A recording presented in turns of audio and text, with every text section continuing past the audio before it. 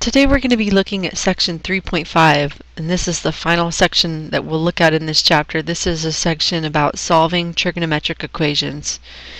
And before we start solving equations, it's important to say something about the way sine, cosine, and tangent behave. And it's essentially that sine, cosine, and tangent aren't true functions, in that functions have one input and one output. So for instance, when I plug in, let's say 30 degrees, and I take the sine of 30 degrees, I get a half.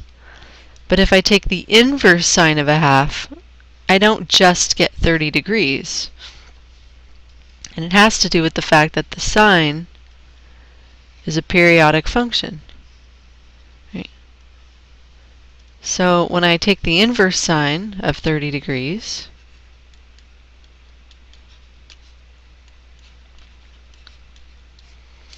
I can get, when I take the inverse sine of 1/2,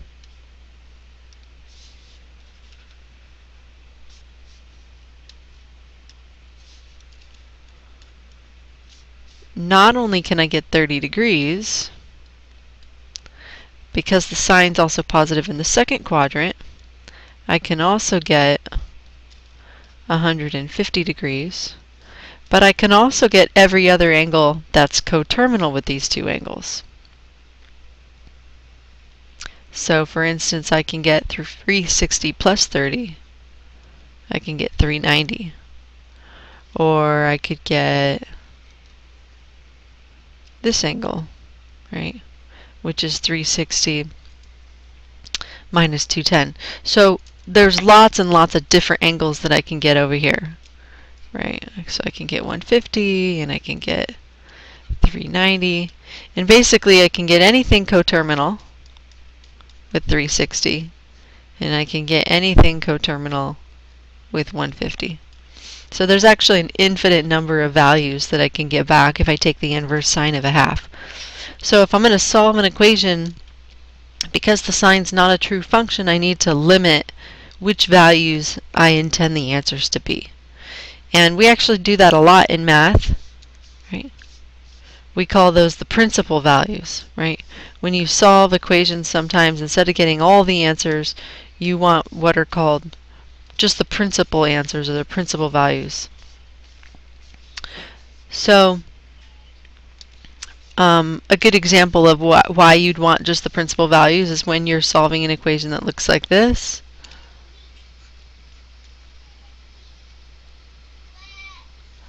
Right? That's a 16. So if I'm going to take the square root of 16, we know that technically I get positive 4 and negative 4, but sometimes when we take the square root of 16, we really only want the principal value, we just want 4. So this is the way the principal values for the sine, cosine, and tangent are going to look like. So first of all, this is for the inverse sine. Right? We're going to define the inverse sine where x is always going to be between negative 90 degrees and positive 90 degrees. Or if we're in radians, it'll be between negative pi over 2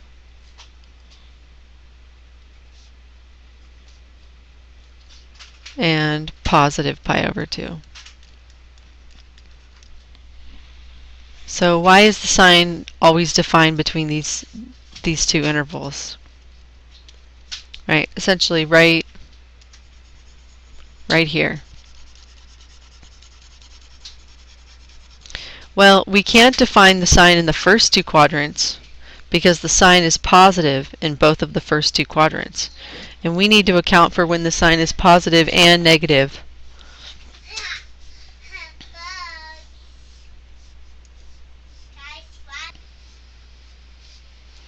Okay, so that's the way that the sine is going to be limited.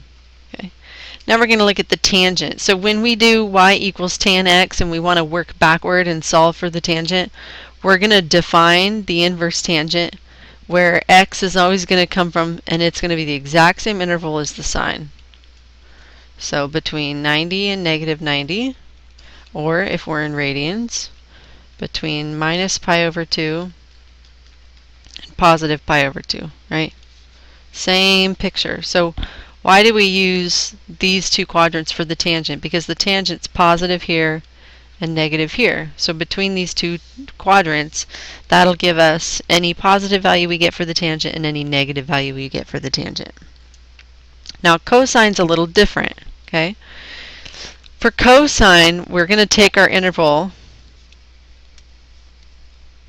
from these two quadrants, quadrant 1 and quadrant 2. And the reason why we don't take quadrant 1 and quadrant 4 is because the cosine is positive in both of these quadrants. Right? So we can't have these two quadrants, or we wouldn't pick up any negative values of the cosine.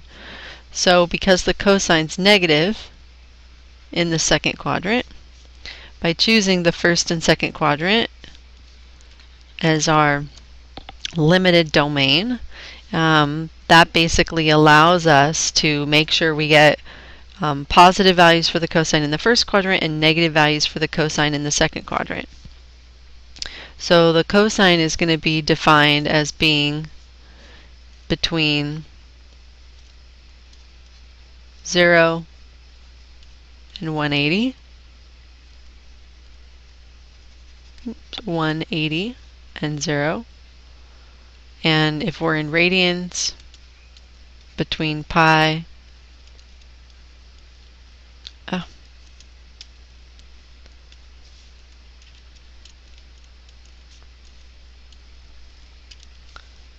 between 0 and pi. So every equation we solve, instead of listing, an infinite number of answers when we take the inverse sine, tangent, or cosine, we only want to list the answers that are in these intervals. And that's specifically when we're asked to find principal values. So principal values. So now we're going to look at two examples of different ways that you can set up and solve trigonometric equations. So first method. So one thing you can do when you're trying to solve trigonometric equations is you can factor. So let's take a look at this equation. So what would make me think that I could factor this? Well, one thing I notice is that I have two terms that both have a cosine. So I can factor that cosine out. But more importantly, the reason why I want to factor, right, the reason why I want to pull this cosine out, is because when you factor, you change something from a sum or a difference into a product. And whenever you have a product, you can use the zero product property, right, if I can make it equal to 0. So here's two things that multiply together and give you 0, right? And we know that if two things multiply together and give you 0, that you can set each one of those things equal to 0. So now I have two equations. I have cosine x equals 0, and I have tan x minus 1 equals 0. So these are really easy to solve, right? The cosine of x is 0 whenever x is 90 degrees. Right, and that's in my range of principal values for the cosine. And we know that the tangent of x equals 1 whenever x is equal to 45 degrees. Right, and I get these two values right here by either taking the inverse cosine or the inverse tangent on my calculator, or from remembering the unit circle. And by the way, your calculator always only provides the principal values as defined from the domains that we just looked at. Okay, so I might look at this problem and say, so my answers are 90 and 45. But I have to be pretty careful, because in this case 90 doesn't work, and the reason why it doesn't work is because I can't go back and plug it back into my original equation. And the reason I can't go back and plug it into my original equation, right, I can't do cosine 45 and tan of 90, is because the tangent of x is undefined when x equals 90. So I have to make sure that both of these work if I plug them back into the original equation. And since only the 45-degree angle works, x equals 45 degrees is the only principal value here. So that's the answer to this problem.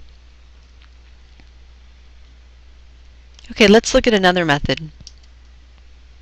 So sometimes when you're solving trigonometric equations, you have a little bit of a problem with your equation, and that is you essentially have too many variables. You have to see sine x, cosine x, tangent x, secant x. You have to see all of those trigonometric functions as being like different variables. And you would never solve an equation that had, 2, 3, 4 different variables. So sometimes in order to solve a trigonometric equation, you have to make substitutions. Okay? You have to make substitutions. And you want to continue to make as many substitutions as are necessary until your equation is in one trig function only. Okay, that means it's all sines or all cosines. And it doesn't really matter which one you put it in, as long as you can whittle it down so that it's in terms of only one trigonometric function. The other thing you want to be watching when you're solving equations is how they want you to solve it. Notice in this problem, it asks me to solve specifically for values of x between 0 and 2 pi. It doesn't say use principal values. So in this case, I would want to find all the values that work over the entire unit circle. And I also want to solve in radians. Notice it doesn't say between 0 and 360, it says 0 and 2 pi. So that tells me I'm going to solve in radians.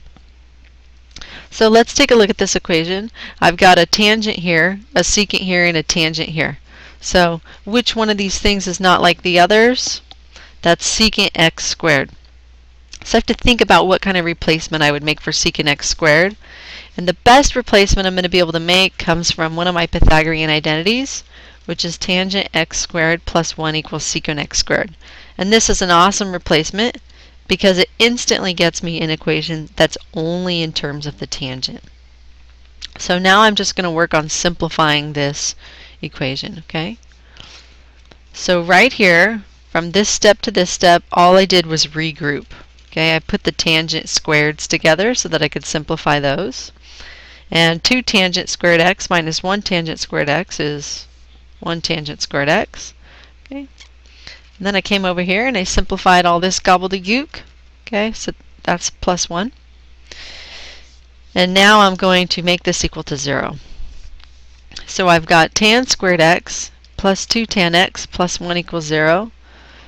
See if you can appreciate that this is something squared plus 2 times something plus 1 equals 0.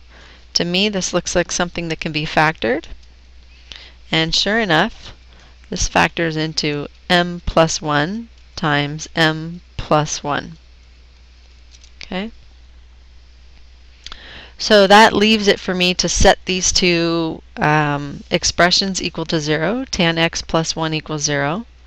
And when I solve that, I get tan x equals negative 1. So when is the tangent of an angle equal to negative 1? Again, you can plug this into your calculator. Okay? And you're going to get two values. You're going to get one value in the second quadrant, right? X equals 135. And you're going to get one value in the fourth quadrant. X equals 315. Now remember, we weren't being asked to solve for principal values. We were being asked to solve over the entire unit circle because it said 0 to 2 pi. And we are also being asked to solve for radians. So before I submit my final answer, I want to convert these to radians. Okay? So I get x equals 3 pi over 4 and x equals 7 pi over 4. And those are my two answers.